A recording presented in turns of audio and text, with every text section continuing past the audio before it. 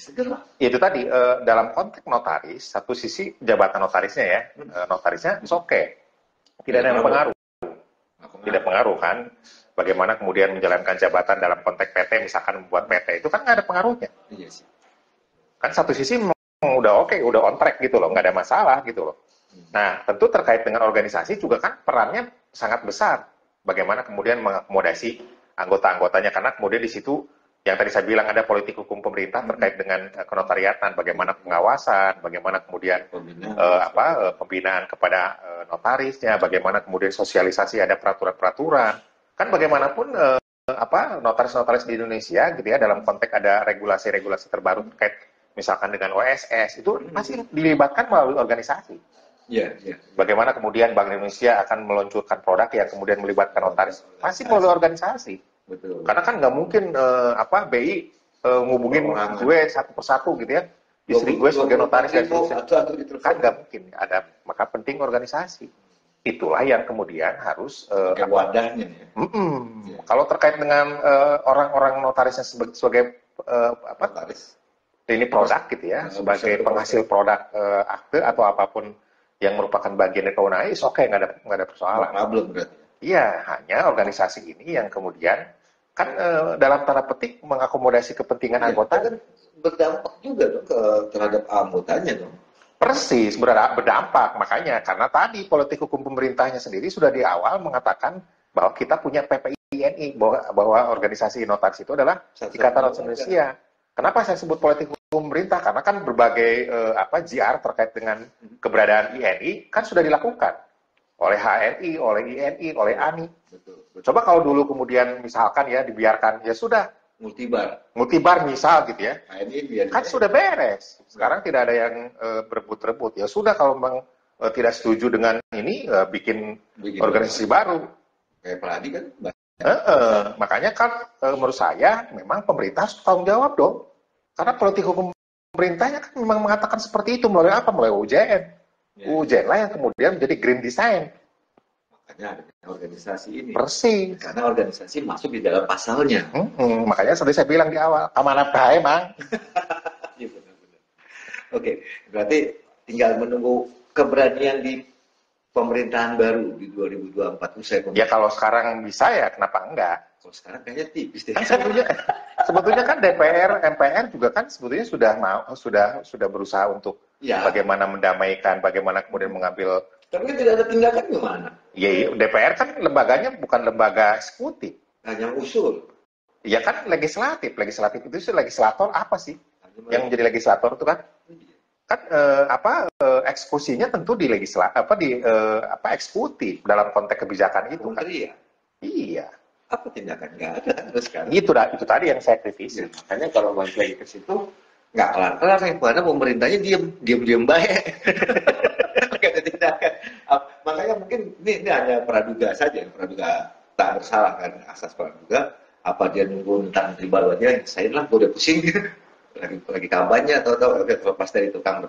Nah, terlepas dari kondisi TNI terkait dengan Indonesia, saya sedikit mau mengkritisi ini. Terlepas dari itu, kita masuk ke organisasi. Sudah dualisme kacau. Nah, kalau kepengurusan nih Kang Bro, iseng-iseng aja nih, kali aja ada masukan dikit.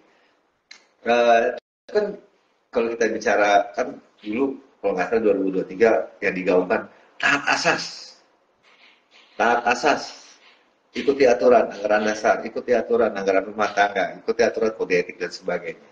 Nah, dari kacamata Kang UN, ini kan dulu nih teriak, ini taat asas. Nah, saat ini apakah mereka masih taat asas? Nah, kalau untuk menjawab itu kan tentu harus dilihat dalam konteks misalkan bagaimana susunan kepengurusan. Satu sisi itu, bagaimana kemudian pelaksanaan dari susunan kepengurusan tersebut. Yang kedua juga itu. Terus kemudian terkait dengan bagaimana posisi jabatan-jabatan dalam tanda petik ya, atau pengurus-pengurus dimaksud. Itu kan salah satu bentuk bagaimana taat asas. Misalkan terkait dengan kode etiknya misal gitu ya, itu juga kan bagaimana yang namanya taat asas itu dilihat dari sistem. Kan ada 3 hal, sistem, material dan pelaksanaan. Nah, sebelum masuk ke PP, MKP gimana? MKP. DKP. DKP. Salah satu anggotanya di depan saya. Ya, DKP aman-aman aja. Apakah sudah ada planning, Kang Bro? Saya sedikit loh kasih gambaran dari DKP nih. Apakah ada planning di 2024 ini tentang kode etik, penegakan kode etik atau apa, atau kegiatan apa gitu? Ya mungkin nanti bisa menjawab itu kalau sudah ketemu ya secara fisika.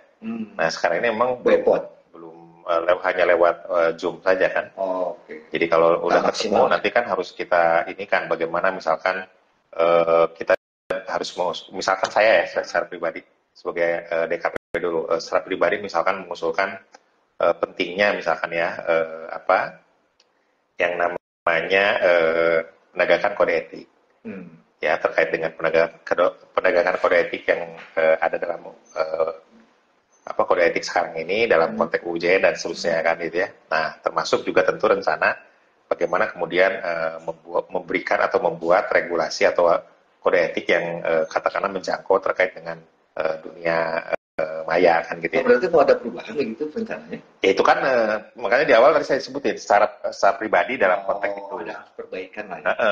Perbaikan yang cukup signifikan lah gitu. Panutan, salam sehat dan sukses selalu Prof.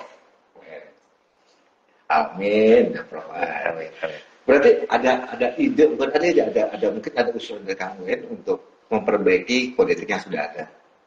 Ya kan kalau kita lihat misalkan di dunia sehari-hari itu tadi saya bilang masa yang namanya jadi pemateri aja harus tanya kubu itu apakah tidak melanggar itu gitu ya atau katakanlah misalkan bagaimana seseorang itu bermedsos itu melalui cara-cara yang lebih baik lah gitu ya kan bisa kita lihat sehari-hari juga kan cakep sih bahasanya iya cakep banget gitu loh saking cakepnya perang terus itu kalau kata orang Sunda mah kumaha poa gitu.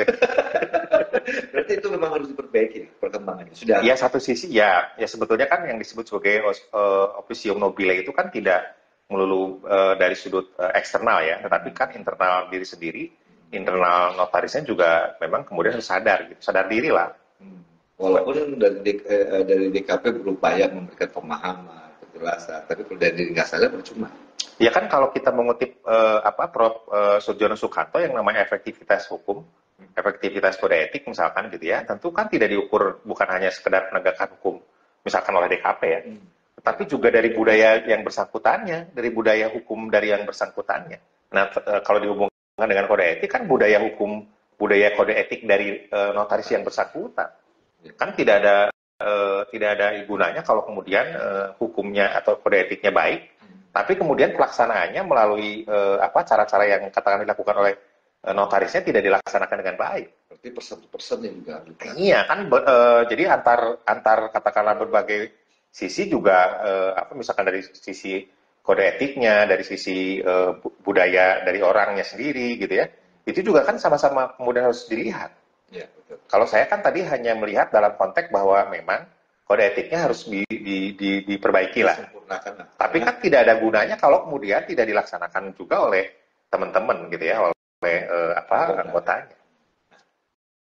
Kode etik kan sudah terkait dengan kan tidak terlepas dari anggaran rumah tangga sebagai kitab sucinya organisasi, statutanya lah, dan anggaran dasar dan anggaran rumah tangga. Nah, sampai saat ini dari kacamata Kang Ulien, apakah dua kubu ini masih berpegang teguh ke ADART atau sudah harus punya ADART masing-masing? Ya secara umum saya tentu dalam konteks ini pribadi ya atau katakanlah sisi subjektif saya yang melihat gitu ya. Memang tidak ya, masih jauh lah ya. Masih belum pada sesuatu yang kemudian kita sebut sebagai taat asas lah. Ya banyak hal yang kemudian bisa kita kritisi terkait dengan hal tersebut kan. Katakanlah misalkan ada konperwil misalkan masa yang datangnya itu bukan ketua-ketua penwil, misalnya ketua-ketua Pemda misal gitu ya, hanya utusan hanya dan seterusnya itu kan sesuatu yang